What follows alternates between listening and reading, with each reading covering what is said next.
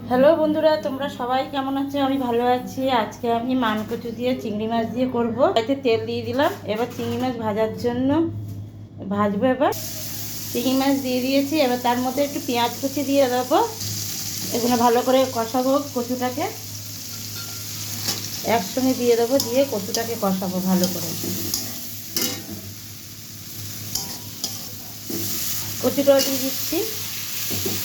এবার ভালো করে নুন হলুদ দিয়ে ভালো করে কষাবো। কষানো হয়ে গেছে, এবার জল দিয়ে দেবো। কচুটা একদম সিদ্ধ হয়ে গেছে।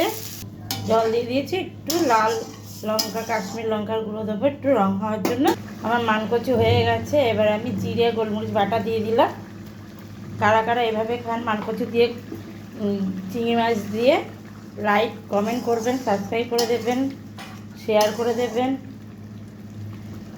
অবশ্য কমেন্টটা করবেন। এই যে কচু সিদ্ধ হয়ে গেছে, একদম মোমের মতো গলে গেছে। ভালো থাকবেন, সুস্থ থাকবেন। Tata, bye bye.